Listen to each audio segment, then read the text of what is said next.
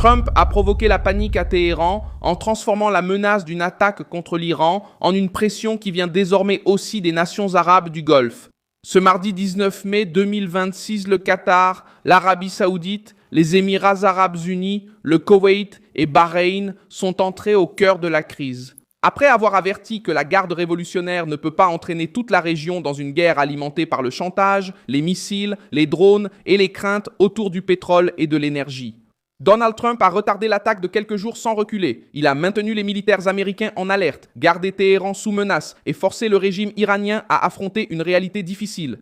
La garde terroriste peut essayer de se donner des airs de force, mais elle sait désormais que toute provocation contre Washington peut aussi entraîner une rupture avec les voisins arabes qui n'acceptent plus de servir de bouclier pour l'aventure de l'Iran. Je vais tout te raconter dans un instant, mais abonne-toi à la chaîne pour rester informé avec des infos en temps réel et une qualité journalistique inégalée. Le standard de crédibilité, c'est Milson Alves. La dernière grande fois où les nations arabes du Golfe se sont alignées contre l'Iran, c'était pendant la guerre Iran-Irak. Entre 1980 et 1988, quand les gouvernements du Golfe ont soutenu Bagdad pour freiner l'expansion de la révolution islamique iranienne. L'Institut royal des services unis rapporte que les Arabes du Golfe ont financé l'effort de guerre irakien, alors que l'Encyclopædia Britannica indique que le conflit s'est terminé lorsque l'Iran a accepté la résolution 598 de l'ONU qui exigeait un cessez-le-feu et un retrait vers les frontières reconnues.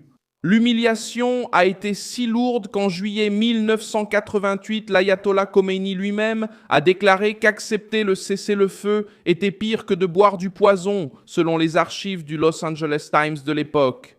C'est pourquoi l'avertissement arabe actuel pèse autant à Téhéran. Lorsque le Golfe se referme contre le régime iranien, la facture est généralement lourde pour les ayatollahs. Donald Trump n'a pas levé la menace. Il a simplement ouvert une courte fenêtre pour la négociation tout en maintenant les militaires américains prêts à agir si l'Iran n'accepte pas un accord acceptable.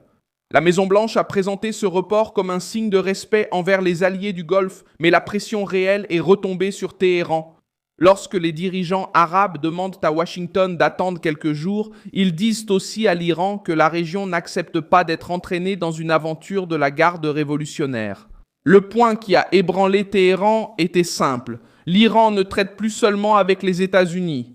Désormais, il doit aussi se tourner vers le Qatar, l'Arabie Saoudite, les Émirats Arabes Unis, le Koweït et Bahreïn. Des nations qui ne veulent pas voir leurs raffineries, terminaux gaziers, ports, aéroports et installations militaires devenir des cibles de représailles. La garde révolutionnaire a tenté de transformer la menace en pouvoir, mais elle a fini par effrayer même les voisins, qui auparavant essayaient de maintenir un certain canal de dialogue ouvert. Trump a utilisé ce mouvement à son avantage. En reportant l'attaque, il a placé les Arabes au centre de la crise et a clairement indiqué que la décision finale restait à Washington. L'Iran a gagné quelques jours mais n'a pas gagné en sécurité. Téhéran doit maintenant décider s'il négocie avec autorisation ou s'il confie à la garde terroriste la responsabilité d'une escalade qui pourrait enflammer le Golfe et isoler encore plus le régime. Les informations qui circulent indiquent que la conversation de Trump avec les dirigeants arabes a eu lieu peu avant l'annonce du report de l'opération.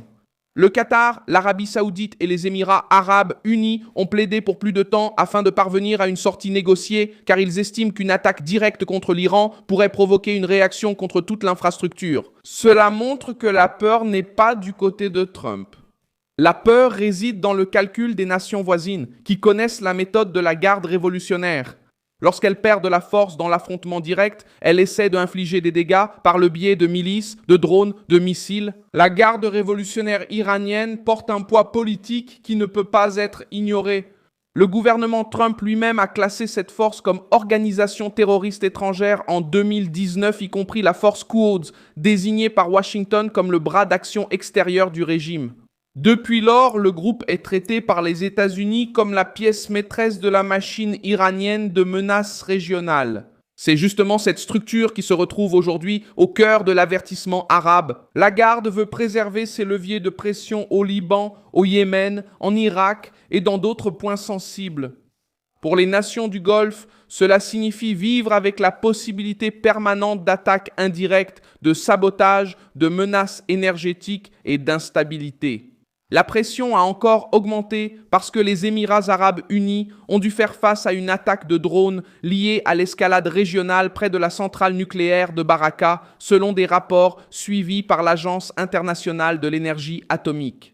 Ce genre d'épisode montre pourquoi les Arabes s'empressent d'éviter une explosion plus importante. Ils savent que l'Iran n'a pas besoin de gagner une guerre conventionnelle pour causer des dégâts.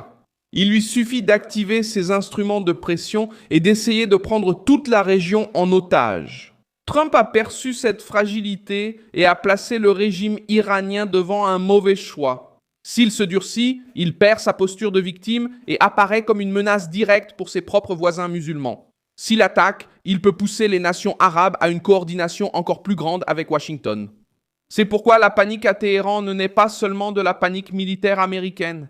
Elle naît de la possibilité que la garde révolutionnaire soit marquée comme le facteur qui menace toute la stabilité du Golfe. Pendant ce temps, aux États-Unis, les alliés les plus durs de Donald Trump défendent une réponse encore plus sévère contre le régime iranien. Cette combinaison de menaces et de délais courts réduit la marge de manœuvre de la garde car elle oblige le régime à réagir sans avoir le contrôle total du récit. Les nations du Golfe ne veulent pas payer la facture de la garde révolutionnaire. Elles ne veulent pas que leurs villes servent de bouclier, que leurs bases deviennent des cibles ou que leur marché soit écrasé par une crise énergétique créée à Téhéran. Le dernier avertissement en pratique était destiné à la garde terroriste. Toute provocation contre les États-Unis pourrait se retourner contre l'Iran lui-même, car la patience régionale touche à sa fin. Donald Trump gagne également de l'espace politique en apparaissant comme le leader qui a écouté ses alliés avant d'agir. Il retient l'attaque, mais ne renonce pas à la menace. Il accorde quelques jours à la négociation, mais garde le commandement militaire prêt. Il permet aux Arabes d'essayer d'éviter l'explosion.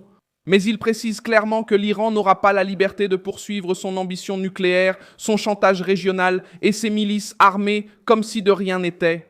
La réaction du marché pétrolier et la crainte concernant les installations énergétiques expliquent pourquoi cet avertissement a autant de poids. La suite dépendra de la réponse de l'Iran.